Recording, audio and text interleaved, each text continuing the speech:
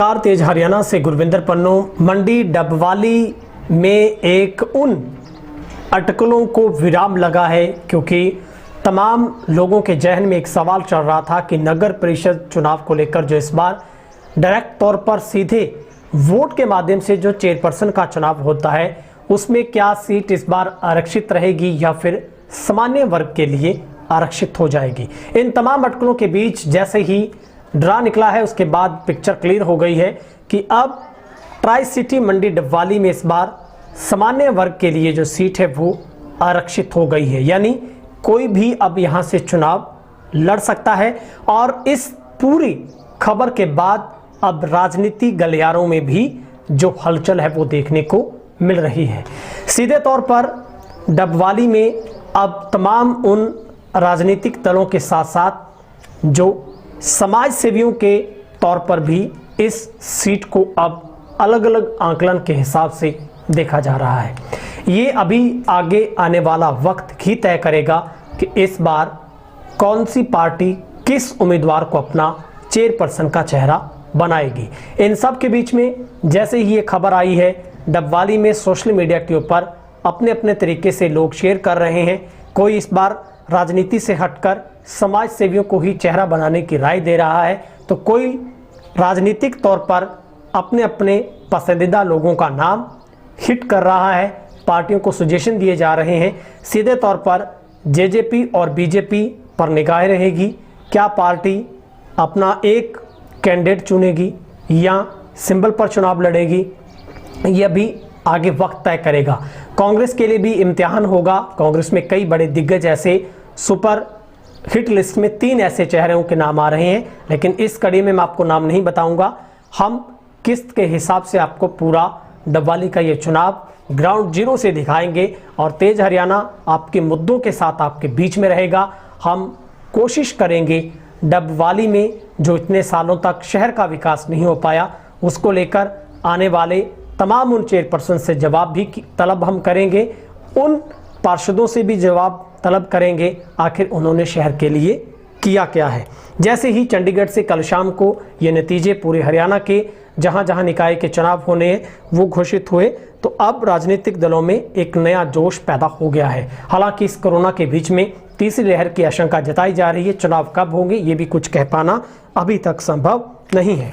डबवाली में अगर सफ़र की बात करें चुनाव के, तो हम आपको बताना चाहते हैं कि 2008 से लेकर अब तक के सफ़र में डबवाली के इस चेयरपर्सन की सीट पर कब कब किस पार्टी के किस नुमाइंदे को मौका मिला, और इस बार पार्षद चुनने के साथ साथ एक वोट हर वार्ड के तमाम लोगों को जो कि चेयरपर्सन का भी डालना होगा।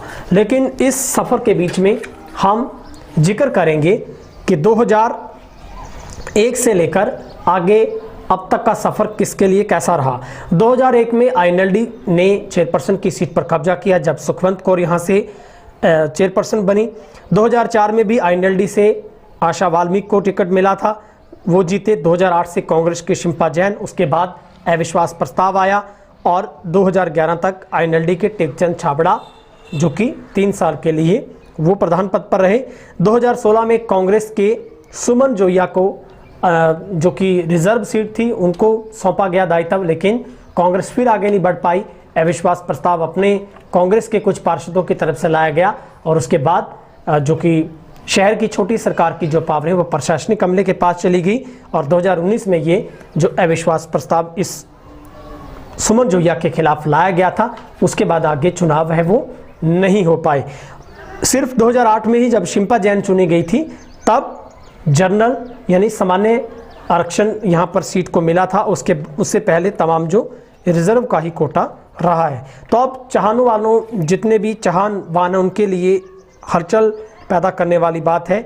और आपको बता रहे हैं कि 2008 में भी जब चुनाव नगरपालिका में हुए थे तब चेयरपर्सन का पद सामान्य था और तब कांग्रेस ने महिला को मौका दिया था। गुटबाजी के कारण उस समय भी सत्ता गिर गई और इनेलो ने कांग्रेस की इस कमजोरी का फायदा उठाया था।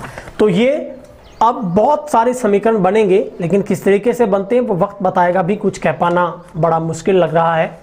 लेकिन इस खबर के बाद डबवाली शहर में राजनीतिक पार्टियों में सुगबुगाहट शुरू हो गई है। अलग अलग तरीके से लोग अपने अपने नुमाइंदों को इस चेयरपर्सन की कुर्सी पर देख पा रहे हैं। सबसे बड़ा सवाल है, आखिर कौन इस बार सबसे बड़ा चेहरा है, वो होगा चेयरपर्सन का दावेदार।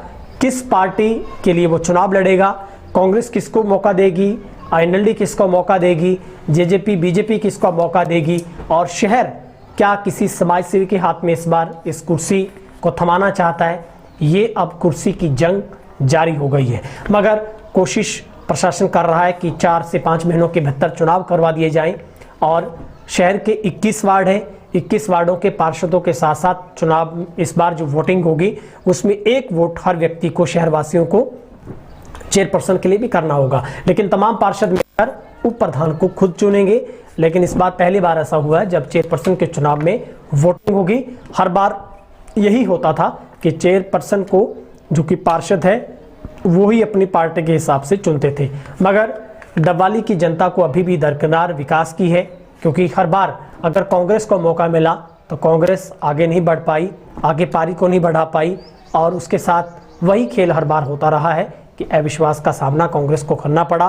कांग्रेस के कई बड़े नेताओं पर आरोप लगते रहे हैं, और इस बार भी कांग्रेस के समर्थित जो पार्षद है उन्होंने बीजेपी का दामन थामा, और उसके बाद कांग्रेस के नेताओं पर आरोप प्रत्यारोप उन्होंने लगाए का दौर शुरू किया था। कई गंभीर आरोप लगाए थे कि कांग्रेस के किसी नेता के द्वारा इस पूरे सरकार को चलाया जाता है, उनकी नहीं चलती है। और फिर ये भी आरोप लगते रहे हैं कि जो नगर परिषद, जो निकाय पूरी बॉडी है जो इसकी, वहाँ पर भी पार्षदों की नहीं चलती है। इससे पहले भी एक पार्षद की तरफ से वीडियोग्राफी की गई थी, और शहरी निकाय जो विभाग उसको भी शिकायत दी गई थी कि यहाँ पर जो अधिकारी वो काम बातचीत नहीं करते हैं, किसी का काम नहीं करते हैं। फिलहाल इस अपडेट में इतना ही। हर उस अपडेट से जुड़े रहने के लिए आप तेज रहना को सब्सक्राइब जरूर करें। बहुत बहुत शुक्रिया।